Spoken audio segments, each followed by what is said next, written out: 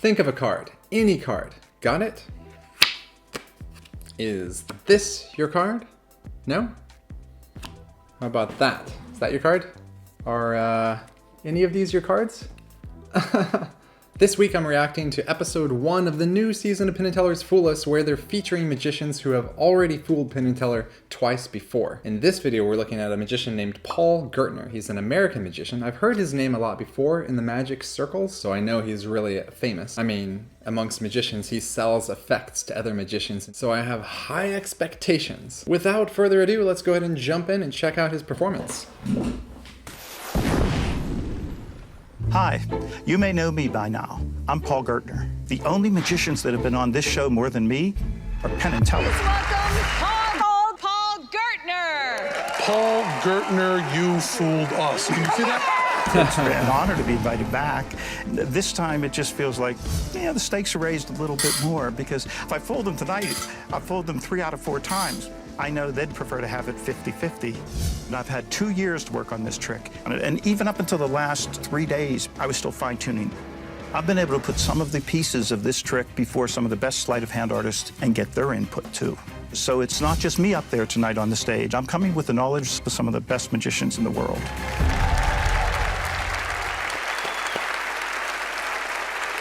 For a Fool Us record 4th time, please welcome back Paul Gertner. Penn, Teller, would you join me on stage? You bet.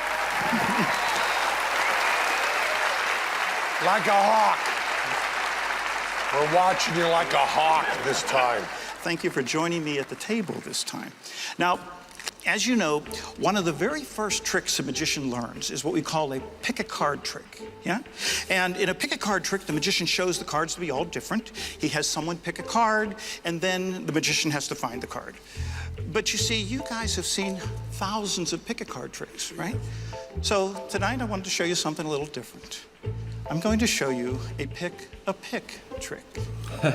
Guitar picks. Now, Teller, I'm going to have you pick a pick, but I want to make sure it's done completely randomly.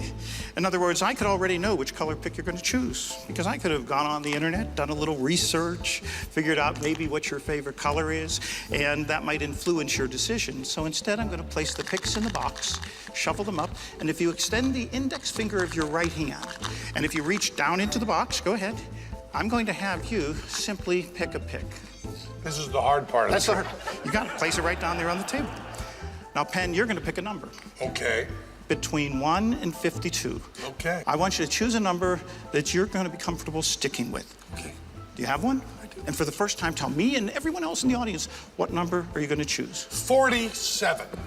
Alright, so far I just want to give you my thoughts. Everything seems fair except for that pick-a-pick thing. I could imagine that he might have forced Teller to pick that blue color. We can't see what's going on in that box, It's a little bit of a black box, so to speak. Where are my software developers at? Hey, hey! Anyway, that's all I got so far. It looked like a fair showing that all the cards were different. Penn got to choose any number he wanted. Not sure about that blue pick, but let's proceed. 47. Okay. Now, Teller, you're going to pick a card, but you're going to pick the card with the pick. So I want you to start at the top and leave that pick somewhere in the deck. So the point of the pick will determine the card you select. Okay, so just very lightly, and whenever you want, leave it go.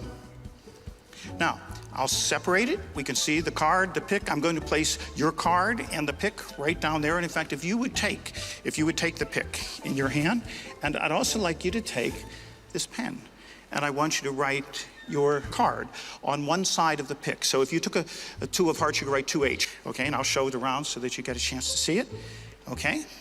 And once that's done, turn the writing side down on the table. I'll give it to Penn.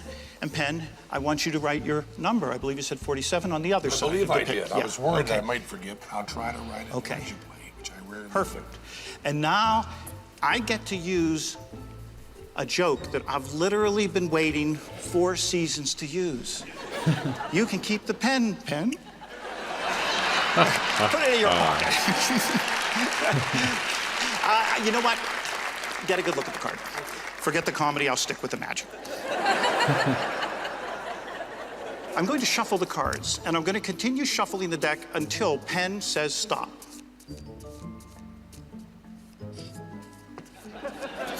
Right there. Do you want these on top or on the bottom? It's your choice. On top. On top. Now, Teller, you are now going to make one final decision. It's going to alter the outcome of this trick. Do we cut the deck or do we leave them as they are? Cut the deck. Simple. Now, that seems really fair, you know? I know this kind of timing thing where you're like, say stop and you try to time it right, but Penn got to choose to put the cards on top or on the bottom. That seemed very fair. Plus Teller getting to choose about cutting. I gotta say, so far, I don't know how he would be controlling the card's location. And if that card is somehow at the 47th spot, that will be crazy. Let's see. let's review. Teller, you picked a pick. You used a pick to pick a card, and you then wrote your name of your card on one side of the pick. Penn, you picked a number from 1 to 52, and you wrote your number on the other side of the pick.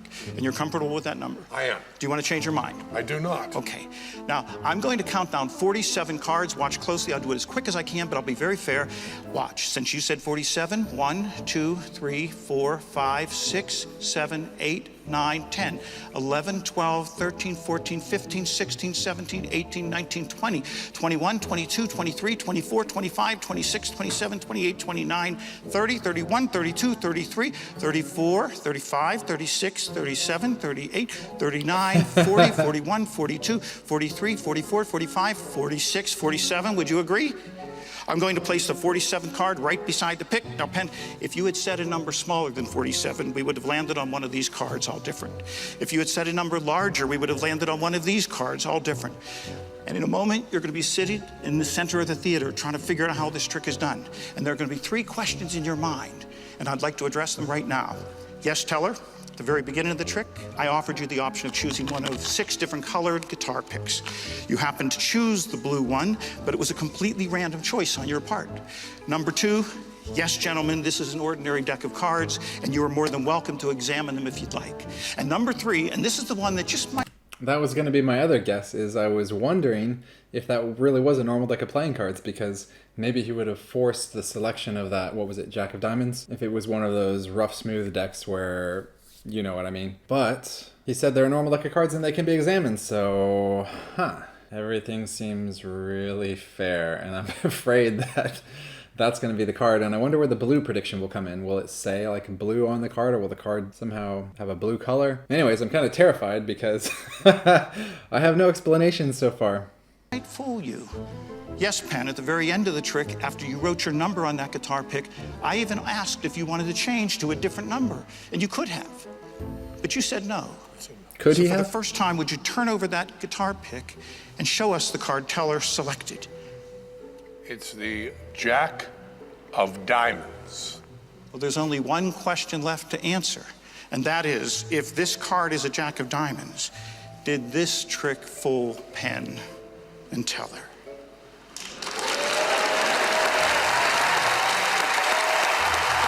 But Penn, Teller, I was pretty sure you were going to choose a Jack of Diamonds, and I was pretty sure you were going to pick a blue pick. And I was positive you were going to say number 47. In fact, I was so sure I actually made a prediction at the beginning of the trick. Penn, would you take out that pen? No. And would you roll it in your hands until you could see a message on one side? Do you see it? Now, I hope you have good glasses because it's really small print. You selected a blue pick, a Jack of Diamonds, and number 47. Paul Gertner! Wow. Right? That's pretty good. So where are you going to keep this trophy? Maybe between the other 2, but I don't know yet. They were watching pretty close. Oh, they're going to be so mad. So when did you come up with this trick? Well, this trick I've been working 2 years on, and this trick was designed just for them. Is it harder to fool them because they know you so well now? I think that's what makes it interesting. They know a little bit about how I think, and I know a little bit about how they think. So it becomes sort of like a jiu-jitsu match mentally. Right. And I wanted them to come up and see this one up close, because if it fools them, I want them to know they had the best view of this trick, start to finish. Okay, Paul, you gave Penn a pen. Let's see if Penn will give you a trophy. All right, before we hear what Penn and Teller got to say, I'll give you my last thoughts. I could imagine a scenario where the blue pick was forced, where there was like some extra flap inside the box and it was shut off and he just reached in and there were all blue picks he was selecting from and then the flap moves back. But the number 47, Penn chose, and that's obviously a free selection. There's no way to force someone to just choose a number. Regardless of what some of you guys think about NLP, you can't make someone choose a number all the time. You could have a high probability of it, but you're not going to guarantee it will work. So what was free and what was forced? Paul stated, assuming he's telling the truth, that Teller really had a free selection of the color of the pick. Penn selected the number freely. Teller also chose where to stick into the cards and select that Jack of Diamonds. So I'm going to go out on a limb here and say that all of those were free selections. As far as how the card ended up in that 47th position in the deck, that's what's really tripping me up. The Sharpie, I can imagine that perhaps he had like a device to actually print those answers on the pin itself. Some kind of mobile printer there inside of his jacket. I don't see any other option for that except this. I'm trying to remember at which point during the routine he gave him the pin to hold. I guess it was after they made all these 3 selections. I apologize if I'm totally wrong and I look like an idiot, but this is just what I'm thinking right now. And yeah, I guess that's all my thoughts so far. Let's hear what Penn and Teller have got to say. Paul, how you doing? I'm Fourth good. time and you have the guts to have us sit right up there in your face? You have got the goods. You are good, you are great, and you put terror in our hearts. And also today, you have me kind of going in my own little reverie. Because you brought out those picks, you know? And I don't know if you know this or not, but I'm a bass player. And now I mostly play jazz, bebop jazz. But you may not know this, but back in the late 70s, early 80s, I played a lot of punk. I would play my electric bass, my nice Rick, and I would play with a pick, and I would use so much force, you would not believe it. Not this gentle finger plucking, but real force on that. So he's saying that Paul forced something? Except for the color of the pick, I don't see how any of that could have been forced. It was a rough time, but now I play smoother jazz, bebop, not as rough and tough as it was there. But I'll tell you one thing, you gave me this pen, and you gave me the pen with a joke. And by the way, he's saying rough, so he's referring to rough and smooth, specially prepared cards. But I don't know why Penn is saying that, because Paul said during the act, like, you're gonna wonder about this when you go sit down, and I'll tell you right now that these cards are normal cards. So he's already said that they couldn't be rough and smooth cards. A joke about my name. You said, here's a pen. When I was in grade school, it would be, hey, Penn, got a pencil. Hey, Penn, how's pencil? I should have an index of all those pen jokes that were told to me. I'd have over 50, maybe more than that. It was amazing. So those 2 things just rushed back on me on a nice nostalgic thing. And I want to tell you, Paul, if you did not fool us, we want to welcome you back on this show for your 5th time to try again. I also want to tell you, Paul Gertner, if you did fool us, don't ever step on that stage again. Okay, with all of that, do you think that you fooled them? Allison, you've got to work longer than 2 years on a trick to fool Penn and Teller. Oh. You guys got me. You nailed it. See you next time. I can't fool you. Well, thank you, Paul Gertner.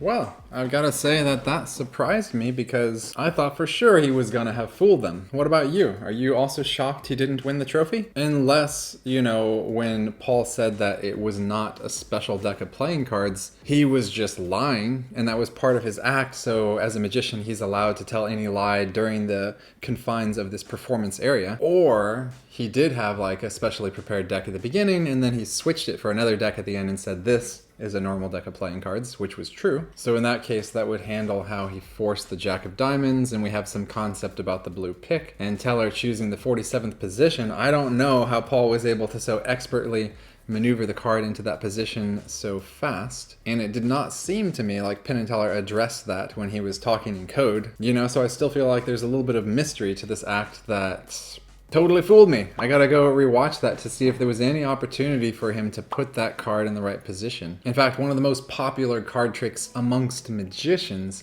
is called the A-can, or the any card at any number. This is famously a trick that magicians enjoy themselves, even sometimes more than spectators, and so that essence of that effect was in this trick as well. I don't know, I was impressed. I loved the performance, I enjoyed it. What about you? Leave a comment below, let me know what you thought as well. I'm going to be making reaction videos for all these magicians from this first episode of the new season who had won previously 2 times before, so make sure to subscribe and click the notification bell if you don't want to miss when I publish these. And lastly, let's go ahead and do our little Aesop's Fable story time at the end of the video here. I'll pick one randomly this time. Let's go towards the end of the book. The Man Who Lost His Spade. Sounds intriguing. This one looks, although it's a short story, it's a little longer than normal. You know, some of them are just like a tiny paragraph. Chapter 268 for those of you following along at home. This is The Man Who Lost His Spade. A man was engaged in digging over his vineyard, and one day on coming to work he missed his spade. Thinking it may have been stolen by one of his laborers, he questioned them closely, but they one and all denied any knowledge of it. He was not convinced by their denials and insisted they should all go to the town and take oath in a temple that they were not guilty of the theft. This was because he had no great opinion of the simple country deities, but thought that the thief would not pass undetected by the shrewder gods of the town. When they got inside the gates, the first thing they heard was the town crier proclaiming a reward for information about a thief who had stolen something from the city temple. "Well," said the man to himself, "it strikes me I had better go back home again. If these town gods can't detect the thieves who steal from their own temples, it's scarcely likely they can tell me who stole my spade." I guess this is supposed to be kind of a funny one. I mean, it kind of made me chuckle there. Therefore, funny. What would be the moral of this story? Is there a moral of this story? And also, what happened to his spade? I would like to see part 2 of this story where we find out what happens to his spade. Did he just lose it? Did he misplace it? Or was it actually stolen? Was it the laborers? Who done it? This little story leaves me wanting more. But that's kind of funny that he assumed the power of these deities in the city, that somehow they would have the religious authority to divine the truth, you know? And then when he sees like, well, something was stolen from the temple itself, he's like, maybe they're not as all-knowing as I first thought they were. So that's where it's just kind of a humorous story, I think. I like how he's so distrusting of his laborers. You know, first he questions them but still doesn't believe them. He's gonna bring them to the temple. Okay, anything we can apply to our daily lives? Nothing's jumping to mind. So, that's all for the book time. Do you have any interpretation? Sorry, I don't have any takeaway this time. But that's life. Sometimes there's no takeaway. If you have thoughts on the fable, feel free to comment below. And I hope you're having a nice week. Thanks so much for watching this video. Please click like if you can. It really helps a lot. And that being said, have a splendid day, a wonderful week, and an amazing year. Until next time. Yup.